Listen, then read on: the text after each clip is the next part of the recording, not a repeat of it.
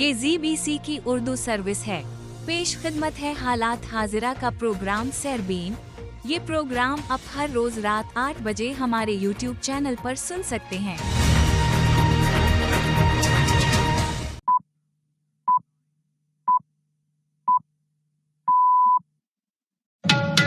आज जुमेरात है और फरवरी की 20 तारीख।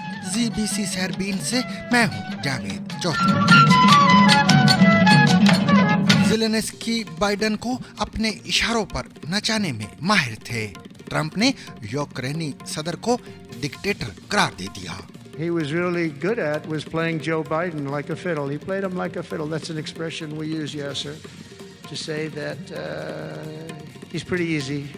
इसराइली मीडिया का कहना है कि इसराइल गजा जंग बंदी से मुतल्लक मुज़ाकरात का दूसरा मरहला अगले हफ्ते से शुरू होने का इम्कान है। The Israeli Prime Minister is due to hold a meeting of his security cabinet today to discuss the second phase of the ceasefire with Hamas in Gaza. Israel के 4 मग़वियों के ताबूत रेड क्रॉस के जरिए इसराइली फौज के हवाले कर दिए गए।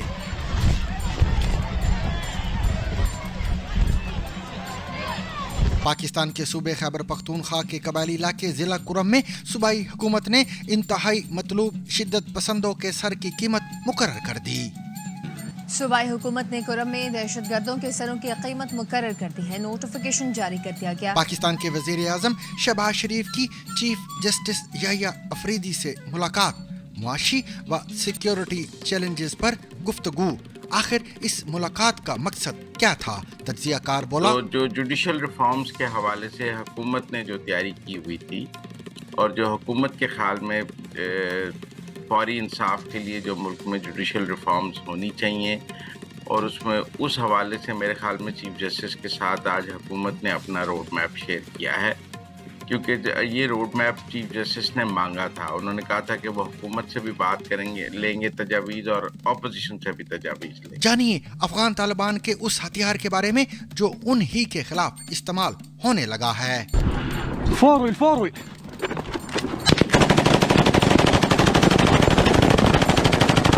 एटम की तकसीम और ट्रंप का दावा।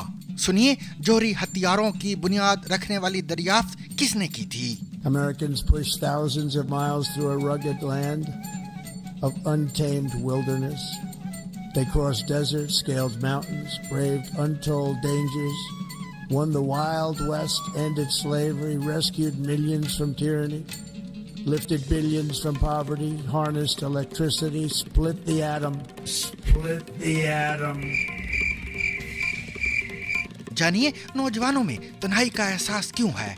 वो ये क्यों कहते हैं कि एक वक्त के बाद फैमिली भी आपको नहीं समझ पाती? लोगों का ना होना फील होना आई गेस लोनलीनेस है। 27 साल की एज तक काफ़ी लोगों से मिल चुके होते हैं, उसके बाद भी जब आप कभी किसी अपने हार्ट फेज में होते हैं तब आपको सोचना पड़ता है कि किसे कॉल किया जाए। तब फील होता है कि शायद सबसे बात नहीं हो सकती। पाकिस्तान को न्यूजीलैंड के खिलाफ शिकस्त। एक सारिफ का कहना है कि जल्दी स्टेडियम्स बनाने के चक्कर में टीम बनाना भूल गए। Winless match convinced in a row of recent time. Outstanding performance by New Zealand. These conditions and generally played. Dismissed Mohamed Rizwan early. इसके अलावा भी बहुत कुछ आज के सरबीन का हिस्सा है, लेकिन हमेशा की तरह पहले आलमी खबरों का खुलासा। अमेरिकी सदर डोनाल्ड ट्रंप की जानिब से गुज़िश्ता रोज़ से यूक्रेन के सदर व्लादिमीर ज़ेलेंस्की पर तनकीद का सिलसिला जारी है और इन्हीं बयानात के एक सिलसिला में अब सदर ट्रंप ने उन्हें जब डिक्टेटर करार दिया है तो दोनों रहनुमाओं के दरमियान इख्तलाफ मजीद गहरा होता दिखाई दे रहा है। फ्लोरिडा में सऊदी हिमायत याफ्ता सरमायाकारी कॉन्फ्रेंस से खिताब करते हुए सदर ट्रंप ने कहा कि ज़ेलेंस्की बस एक ही काम के माहिर थे और वो बाइडेन को अपने इशारों पर नचाता था। Every city is being demolished. They look like a demolition site, every single one of them. And the only thing he was really good at was playing Joe Biden like a fiddle. He played him like a fiddle. That's an expression we use, yes, sir, to say that he's pretty easy. Trump की जानिब से यूक्रेनी सदर पर तनकीद ऐसे वक्त में सामने आई है जब सदर ज़ेलेंस्की ने सऊदी अरब में होने वाले अमेरिका रूस मुज़ाकरात से यूक्रेन को बाहर रखने पर रद्द-ए-अमल देते हुए कहा था कि अमरीकी सदर गलत मालूमात के ऐसे दायरे में रह रहे हैं जिसे मास्को कंट्रोल कर रहा है. Everything needed to protect lives in modern war should be produced in Europe fully. Europe has everything it takes. Europe just needs to come together and start acting in a way that no one can say no to Europe. Boss it round or threat it like a pushover. Florida में खिताब करते हुए Donald Trump ने यह भी कहा कि वो यानी ज़ेलेंस्की इंतखाबात कराने से इनकार कर रहे हैं क्योंकि वो हकीकी यूक्रेनी सर्वे में नीचे जा रहे हैं. हर शहर तबाह हो रहा है, ऐसे में मकबूलियत कैसे बढ़ सकती है. A dictator without elections. Zelensky better move fast or he's not going to have a country left. Got to move fast because that war is going in the wrong direction. In the meantime, we're successfully negotiating an end to the war with Russia, something all admit that only Trump is going to be able to do in the Trump administration. We're going to be able to do it. Trump की जानिब से उन्हें आमिर कहने के बाद फौरी तौर पर यूरोपीय रहनुमाओं ने रद्द अमल दिया है, जिनमें जर्मन चांसलर ओलाफ शोल्ज भी शामिल थे. उन्होंने कहा कि सदर ज़ेलेंस्की का जमहूरी हैसियत से इनकार करना सरासर गलत और ख़तरनाक है. दूसरी जानिब बरतानवी वजीर आज़म सर केयर स्टार्मर ने यूक्रेनी सदर को फ़ोन करके उनकी हिमायत का यकीन दिलाया है. डाउनिंग स्ट्रीट के तर्जुमान ने कहा कि बरतानवी सदर ने ज़ेलेंस्की को यूक्रेन के जमहूरी तौर पर मुंतखब सदर के तौर पर तस्लीम करते हुए उनकी हिमायत का इजहार किया है. तर्जुमान ने मजीद कहा कि जंग के दौरान इंतखाबात मुअत्तल करना बिल्कुल मंतकी है, जैसा कि बरतानिया ने दूसरी जंग अजीम के दौरान किया था. याद रहे कि सदर व्लादिमीर ज़ेलेंस्की की 5 साला मुद्दत मई 2024 में ख़त्म होना थी, लेकिन यूक्रेन में फरवरी 2022 में रूसी हमले के बाद से मार्शल लॉ नाफिज है और इंतखाबात मुअत्तल हैं. गजा में जंग बंदी के मुआहदे का पहला मरहला ख़त्म होने के बाद दूसरे मरहले से मुतल्लिक मुज़ाकरात में ताख़ीर के बाद मुआहदे के अगले मरहले की तरफ जाने या गजा में जंग की तरफ वापस जाने के बारे में इसराइली हलकों में कई सवालात जन्म ले रहे हैं. याद रहे कि जंग बंदी का पहला मरहला 1 मार्च को इख्तिताम पजीर हो रहा है. इसराइल और हमास के दरमियान जंग बंदी के दूसरे मरहले के लिए 2 हफ्ते कबल शुरू होने वाले मुज़ाकरात का ताहाल आगाज नहीं हो सका. इसराइली ब्रॉडकास्टिंग कॉरपोरेशन की खबर के मुताबिक वज़ीर आज़म बिन्यामिन नेतन्याहू ने मुतवक्के मुज़ाकरात के वक्त या मुकाम की वजाहत किए बगैर अगले हफ्ते मुज़ाकरात का दूसरा मरहला शुरू करने की हिदायत दी हैं. ताहम इसका लाजमी तौर पर यह मतलब नहीं कि नेतन्याहू खुद ब खुद दूसरे मरहले पर जाने पर राजी हो जाएंगे, बल्कि ऐन मुमकिन है कि नेतन्याहू मुज़ाकरात शुरू करने के लिए मजीद कुछ नई शराइत आयद करेंगे. The Israeli Prime Minister is due to hold a meeting of his Security Cabinet today to discuss the second phase of the ceasefire with Hamas in Gaza. On Sunday, Mr. Netanyahu hosted the new US Secretary of State Marco Rubio for talks, with both men praising what they called the bold vision of President Trump's plan to remove Palestinians from Gaza and rebuild the devastated enclave as a result. दूसरी जानब Netanyahu की तरफ से उठाए गए हालिया इक़दामात से यरगमालियों और ज़ेर हिरासत अफराद के ख़ानदानों में तशवीश पाई जा रही है. वाज़ेह रहे कि नेतन्याहू ने मोसाद के सरबराह डेविड हार्निया की बजाय अपने करीबी वजीर बराए स्ट्रेटेजिक अमूर रोवन को मुज़ाकराती वफ्द का सरबराह मुकर्रर कर दिया है, जबकि सिक्योरिटी और फौजी इस्टेब्लिशमेंट के नुक्ता नज़र की नुमाइंदगी करने वाले इसराइली इंटेलिजेंस एजेंसीज की नुमाइंदा तंजीम के सरबराह रोनन बार के इख्तियारात को भी महदूद कर दिया है. याद रहे कि जंग बंदी मुआहदे का अगला मरहला अहम है, क्योंकि इसमें 7 अक्टूबर 2023 को हमास के हमले में बनाए गए बाकी यरगमालियों की रिहाई भी शामिल है. इस हमले में 251 अफराद को यरगमाल बनाया गया था और तकरीबन 1200 इसराइली मारे गए थे. हमास की वजारत सेहत के मुताबिक इसराइली फौज की जवाबी कार्रवाई में 47,400 से ज़ायद फ़लस्तीनी हलाक हो चुके हैं. दूसरी जानब सदर ट्रंप वाज़ेह कर चुके हैं कि वो मशरिक़ वुस्ता में जंग को मुकम्मल तौर पर ख़त्म करना चाहते हैं. इसराइली वज़ीर आज़म के दफ्तर ने 4 मग़वियों की लाशें गजा में इसराइली फोर्सेस को मुंतकिल करने की तस्दीक कर दी है. اس بیان میں مزید کہا گیا ہے کہ اسرائیلی ڈیفنس فورسز اب انہیں باضابطہ شناخت کے لیے ابو کبیر فرانسک انسٹیٹیوٹ لے جائے گی، جس کے بعد مرنے والے یرغمالیوں کے اہل خانہ کو باضابطہ طور پر مطلع کیا جائے گا اور ان کی موت کی تصدیق ہو جائے گی۔ اس سے قبل اسرائیلی فوج نے تصدیق کی تھی کہ حماس نے 4 مرنے والے مغویوں کے تابوت ریڈ کراس کے حوالے کر دیے ہیں، جنہیں وہ غزہ میں اسرائیلی سیکیورٹی ایجنسی کے حوالے کر دیں گے۔ ان میں 2 کم عمر بچوں کے تابوت بھی شامل ہیں جنہیں حماس نے قید میں رکھا تھا۔ حماس کے مذاکرات کار خلیل الحیہ کا کہنا ہے کہ جن 4 قیدیوں کی لاشیں واپس کی جائیں گی ان میں شری اور ان کے 2 بچے کفیر اور ایریل کی لاشیں بھی شامل ہیں۔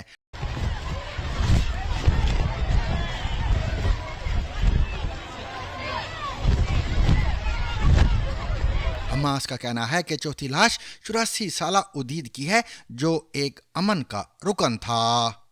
پاکستانی وزیر اعظم شہباز شریف کی سپریم کورٹ کے چیف جسٹس یحییٰ آفریدی سے ملاقات ہوئی ہے، جس میں ملک کے معاشی و سیکیورٹی چیلنجز پر بھی گفتگو کی گئی ہے۔ بدھ کو وزیر اعظم ہاؤس سے جاری ہونے والے ایک بیان میں کہا گیا ہے کہ ملاقات کے دوران وزیر اعظم شہباز شریف نے چیف جسٹس یحییٰ آفریدی کو ملک کی مختلف عدالتوں میں زیر التوا ٹیکس تنازعات کے حوالے سے آگاہ کیا اور ان کیسز میں میرٹ پر جلد فیصلوں کی استدعا بھی کی ہے۔ بیان میں مزید کہا گیا کہ ملاقات کے دوران چیف جسٹس یحییٰ آفریدی نے وزیر اعظم سے نظام انصاف میں بہتری لانے کے لیے تجاویز بھی مانگی ہیں۔ وزیر اعظم ہاؤس سے جاری ہونے والے بیان کے مطابق وزیر اعظم نے چیف جسٹس کو لاپتہ افراد کے حوالے سے مؤثر اقدامات میں تیزی لانے کی بھی یقین دہانی کروائی ہے۔ چیف جسٹس یحییٰ آفریدی اور وزیر اعظم شہباز شریف کے درمیان ہونے والی ملاقات میں وزیر قانون اعظم نذیر تارڑ، وزیر برائے اقتصادی امور احد خان چیمہ، اٹارنی جنرل منصور عثمان آوان، رجسٹرار سپریم کورٹ محمد سلیم خان اور secretary law and justice commission of Pakistan Tanzeela Sabahat بھی موجود تھیں۔ خیبر پختونخوا کے قبائلی علاقے ضلع کرم میں صوبائی حکومت نے انتہائی مطلوب شدت پسندوں کے سر کی قیمت مقرر کر دی ہے۔ محکمہ داخلہ کی جانب سے جاری کیے گئے ایک نوٹیفیکیشن میں کہا گیا ہے کہ ضلع کرم میں انٹیلیجنس کوآرڈینیشن کمیٹی نے ایک خط کے ذریعے آگاہ کیا ہے کہ 14 مفرور شدت پسندوں کے سروں کی قیمت مقرر کی جائے۔ ان میں کم سے کم انعامی رقم 30 لاکھ روپے جبکہ زیادہ سے زیادہ 3 کروڑ روپے رکھی گئی ہے۔ اس بارے میں عوام سے کہا گیا ہے کہ ان افراد کی نشاندہی گرفتاری میں حکومت کی مدد کریں اور یہ کہ ان کا نام صیغہ راز میں رکھا جائے گا، جبکہ عوام سے یہ بھی کہا گیا ہے کہ ان افراد کو پناہ دینے یا تعاون کرنے سے گریز کریں۔ صوبائی حکومت نے کرم میں دہشت گردوں کے سروں کی قیمت مقرر کر دی ہے۔ نوٹیفیکیشن جاری کر دیا گیا۔ 14 دہشت گردوں کے سروں کی قیمت 13 کروڑ روپے مقرر کی گئی ہے۔ دہشت گرد قاسم کے سر کی قیمت 3 کروڑ روپے، باقی دہشت گردوں کے سروں کی قیمت 10 لاکھ سے 1 کروڑ تک مقرر کی گئی۔ دہشت گردوں کے بارے اطلاع دینے والے کا نام صیغہ راز میں رکھا جائے گا۔ دہشت گردوں میں امجد اللہ، مکرم درویش وزیر، منصور آدم ساز، اسامہ یاسین وزیر، محمود عرف ملنگ، سیف اللہ آدم ساز، عثمان، مولانا طیب نور اللہ اور عثمان ولد گلبدین شامل ہیں۔ ضلع کرم میں گزشتہ چند ماہ کے دوران تشدد کے واقعات میں اضافہ ہوا اور اس کے لیے سرچ آپریشنز اور مختلف کارروائیاں کی گئی ہیں، لیکن امن کے قیام میں کامیابی حاصل نہیں ہو سکی۔ چند روز پہلے صوبائی حکومت نے ایک مرتبہ پھر لوئر کرم کے 4 علاقے بگن، ڈاڈ کمر، مندوری اور اوچت میں آپریشن کا اعلان کیا تھا، جس کے بعد مندوری میں کچھ علاقوں میں سرچ آپریشن کیا گیا ہے۔ مقامی لوگوں نے بتایا کہ ان علاقوں میں سڑک کے کنارے اور قریبی علاقوں میں پولیس اور فورسز کی بھاری نفری تعینات کر دی گئی ہے۔ لوگوں کے مطابق ان علاقوں سے بیشتر گھروں سے خواتین اور بچے پہلے ہی اپنے رشتہ داروں کے پاس دیگر قریبی علاقوں میں چلے گئے تھے، لیکن اب بھی بڑی تعداد میں لوگ ان علاقوں میں موجود ہیں۔ لوئر کرم کے علاقے اوچت اور مندوری کے درمیان 2 روز پہلے پاڑا چنار جانے والے سامان سے لدی گاڑیوں پر حملہ کیا گیا تھا۔ گاڑیوں کے قافلے پر اس سے پہلے بھی حملے کیے جا چکے ہیں۔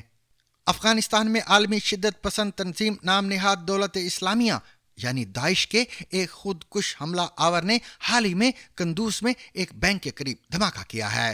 داعش نے بعد میں اس حملے کی ذمہ داری قبول کرتے ہوئے دعویٰ کیا کہ ماہانہ تنخواہ وصول کرنے والے طالبان فوجیوں کو نشانہ بنایا گیا تھا، تاہم اس حملے میں متعدد عام شہری بھی ہلاک ہوئے۔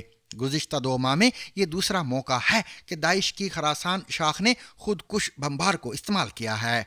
2 माह कबल एक खुदकुश बमबार ने तालिबान हुकूमत के वजीर बराए मुहाजिरीन खलीलुर रहमान हक्कानी को उनके दफ्तर के अंदर हलाक कर दिया था। अफगान तालिबान के लिए तारीख खुद को दोहरा रही है कि एक ऐसा हथियार जो माजी में वो इस्तेमाल करते रहे अब उन्हीं के खिलाफ इस्तेमाल हो रहा है, यानी खुदकुश हमला our.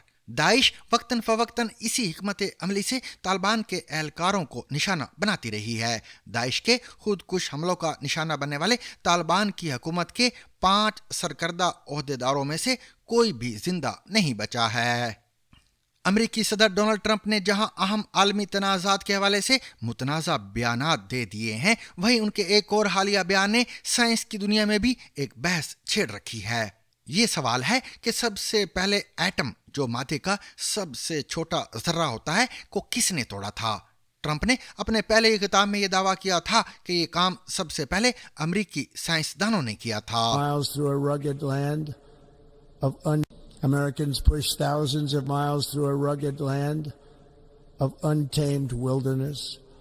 They crossed deserts, scaled mountains, braved untold dangers, won the Wild West, ended slavery, rescued millions from tyranny, lifted billions from poverty, harnessed electricity, split the atom, launched mankind into the heavens. लेकिन शायद इन्हें भी इस बात की तवक्को नहीं होगी कि इस दावे के बाद एक ना खत्म होने वाली बहस छिड़ जाएगी। इस बहस में हिस्सा लेने वालों में से बहुत से लोगों का मानना है कि ये काम सबसे पहले अर्नेस्ट रुदरफोर्ड ने किया था, जो न्यूजीलैंड से ताल्लुक रखने वाले साइंसदान थे। रुदरफोर्ड ने साइंस की दुनिया का ये अहम तजर्बा सन 1919 में मैनचेस्टर की विक्टोरिया यूनिवर्सिटी में किया था। अगर सादा जुबान में बात की जाए तो ये दावा दुरुस्त है, लेकिन इस शोबे के माहिरीन के मुताबिक इस सवाल का जवाब इतना ही पेचीदा है जितनी एटम से जुड़ी साइंस। जैसा कि साइंसदान डॉक्टर हैरी क्लिफ ने एक बार कहा था कि एटम को तोड़ना मसाइल से भरपूर है। सामीन, तन्हाई का मुकाबला करने के लिए इंडिया के दारुल हुकूमत दिल्ली में नौजवान छुट्टी के दिन मुलाकातें कर रहे हैं और अपने इलाके के लोगों के साथ बातचीत और मिलजुल रहे हैं। ऐसा क्यों हो रहा है और ये ऐसा क्यों कर रहे हैं, जानिए बिस्मा फारूक की इस रिपोर्ट में। लोगों के होते हुए भी लोगों का ना होना फील होना, आई गेस लोनलीनेस है। 27 साल की एज तक काफ़ी लोगों से मिल चुके होते हैं, उसके बाद भी जब आप कभी किसी अपने हार्ट फेज में होते हैं तब आपको सोचना पड़ता है कि किसे कॉल किया जाए। तब फील होता है कि शायद सबसे बात नहीं हो सकती। Family is a part of that.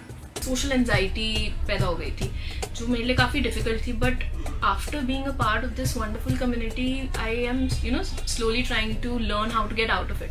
मुझे अभी भी याद है जो मेरा फर्स्ट इवेंट था, मुझे मेरे हाथ पैर शेक कर रहे थे well talking to new people, but after attending multiple events and I made so many new friends, मुझे बहुत अच्छा लग रहा है।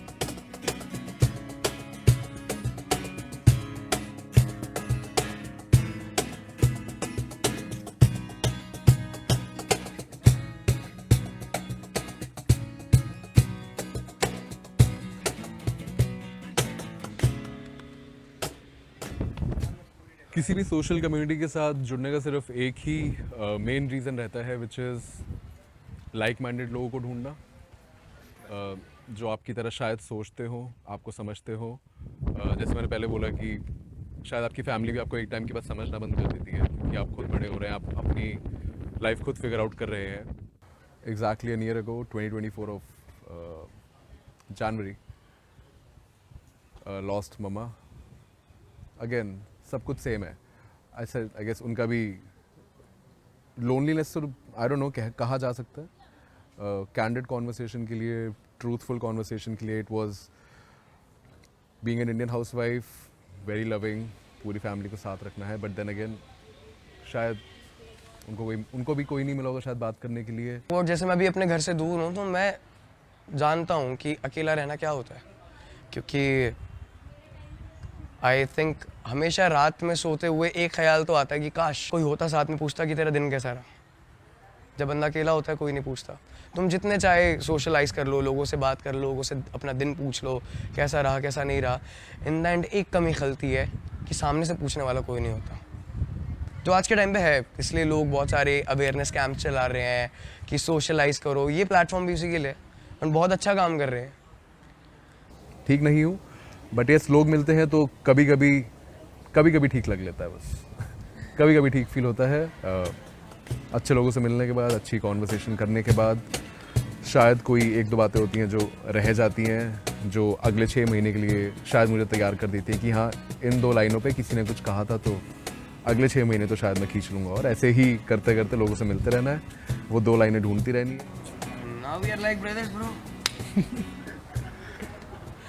ایپل نے مصنوعی ذہانت کی صلاحیت کا حامل زبردست قیمت کا نیا آئی فون متعارف کروا دیا ہے. آئی فون 16E میں وہی A18 پروسیسنگ چپ استعمال ہوئی ہے جو اس سے مہنگے آئی فون 16 کی سیریز میں استعمال ہوتی ہے. کمپنی کا کہنا ہے کہ اس نئے ماڈل میں بھی سٹوریج کے وہی آپشن ہیں جو آئی فون 16 سیریز میں آتے ہیں, لیکن دیگر شعبوں جیسے کیمرے میں اس کی صلاحیتیں آئی فون 16 سے کم ہیں. آئی فون 16E ایک طرح سے ایپل کی SE سیریز کا جانشین ہے جو 2016 سے 2022 کے دوران متعارف کروائی گئی تھی. SE سیریز ایپل کے فلیگ شپ فونز کا سستا ورژن ہوتے ہیں. کمپنی نے 16E میں آئی فون کے کلاسک ٹچ ID انٹرفیس کو ختم کر دیا ہے اور اس کی جگہ فیس آئی فیچر نے لے لی ہے. Apple launched the iPhone 16e, bringing a much-needed overhaul to the iPhone SE from 2022 with an updated name, price, design, processor, and Apple's very first 5G modem called C1. Apple کی یہ نئی device آئی phone 14 کے design پر بنی ہے. اس phone میں 6.06 inch کا OLED display ہے جو آئی فون 16 کے سٹینڈرڈ ورژن سے 0.11 انچ چھوٹا ہے. E16 میں وہی گیمز اور دوسرے ایپس چلائے جا سکیں گے جو دوسرے آئی فونز میں چلائے جاتے ہیں. ایپل کے نئے فون کے بارے میں زیادہ بحث اس کی پروسیسنگ طاقت کو لے کر ہو رہی ہے. آئی فون 16E میں ایپل نے وہی A18 چپ استعمال کی ہے جو اس کے زیادہ مہنگے فلیگ شپ آلات میں استعمال ہوتی ہے. بدھ کو کراچی میں کھیلے گئے میچ میں نیوزی لینڈ نے پہلے بیٹنگ کرتے ہوئے پاکستان کو جیت کے لیے 321 رنز کا ہدف دیا تھا. ایک بڑے ہدف کے تعاقب میں پاکستان کی ٹیم اپنی اننگز کی ابتدا سے ہی گھبراہٹ کا شکار نظر آئی اور انجری کا شکار فخرالزمان کی جگہ اوپننگ کرنے والے سعود شکیل صرف 6 رنز بنا کر پویلین واپس لوٹ گئے. ان کے بعد کپتان محمد رضوان بیٹنگ کرنے آئے لیکن 14 گیندوں پر صرف 3 رنز ہی بنا سکے. فخرالزمان تکلیف کے باوجود چوتھے نمبر پر بیٹنگ کرنے تو آئے مگر صرف 41 گیندوں پر 24 رنز بنا سکے. جس وقت وہ آؤٹ ہوئے 21 اوورز ہو چکے تھے اور پاکستان کا مجموعی سکور صرف 69 رنز تھا. اوپننگ کرنے والے بابر اعظم اور سلمان آغا نے چوتھی وکٹ پر 58 رنز کی پارٹنرشپ قائم کی لیکن پاکستانی نائب کپتان 28 گیندوں پر 42 رنز کی برق رفتار اننگز کھیل کر پویلین لوٹ گئے. ان کے بعد آنے والے طیب طاہر صرف 1 رن بنا سکے اور اس طرح پاکستان نے 32ویں اوور میں 128 رنز کے مجموعی سکور پر 5 وکٹیں کھو دیں. پاکستان کی چھٹی وکٹ بابر اعظم کی شکل میں گری جو کہ 90 گیندوں پر 64 رنز کی سست رفتار اننگز کھیل کر آؤٹ ہوئے. ان کے بعد آل راؤنڈر خوش دل شاہ نے 49 گیندوں پر 69 رنز کی برق رفتار اننگز کھیلی تاہم وہ بھی اپنی ٹیم کو فتح نہیں دلوا سکے.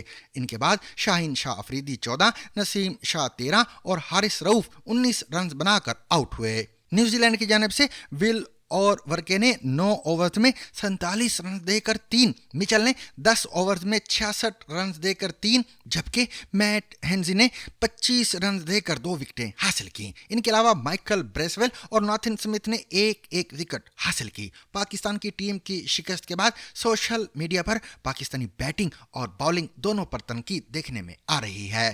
ساج صادق نے پاکستانی بیٹنگ پر تنقید کرتے ہوئے لکھا کہ پاکستان یہ میچ ابتدائی 10 اوورز میں ہی ہار گیا تھا جب اس کے 22 رنز پر 2 کھلاڑی آؤٹ ہو گئے تھے. انہوں نے مزید لکھا کہ پاکستان کی جانب سے رسک لینے کی اور مخالف ٹیم پر دباؤ بڑھانے کی کوشش ہی نہیں کی گئی. پاکستان کی جانب سے جب حارث رؤوف اور نسیم شاہ نے اننگز کے آخر میں چھکے لگائے تو ایک صارف نے مشورہ دیا کہ ٹیل اینڈرز کی بیٹنگ دیکھ کر ٹاپ آرڈر کے پلیئرز کو ریٹائرمنٹ لے لینی چاہیے. फरहान अहमद नामी सारिफ भी ऐसी ही बात करते हुए नजर आए। अगर हमारे बल्लेबाजों ने हॉल में चले जाने की बजाय जारहाना बैटिंग करने की हिम्मत दिखाई होती तो पाकिस्तान मैच जीत सकता था। उमैर नामी एक सारिफ ने पाकिस्तानी टीम और क्रिकेट बोर्ड पर तंज करते हुए लिखा कि जल्दी स्टेडियम्स बनाने के चक्कर में टीम बनाना ही भूल गए। न्यूजीलैंड के खिलाफ शिकस्त पर बाबर आजम भी तनकीद की जद में आ रहे हैं और लोगों का कहना है कि पाकिस्तानी बल्लेबाज की सुस्त रफ्तार बैटिंग के सबब पूरी टीम मुश्किलात का शिकार हुई है। पाकिस्तान चैंपियंस ट्रॉफी में अपना दूसरा मैच रिवायती हरीफ इंडिया के खिलाफ 23 फरवरी को दुबई में खेलेगा। Rediscover the trusted voice of news with Zigzag Broadcast Company's revival of BBC Sarabeen. ZBC Sarabeen.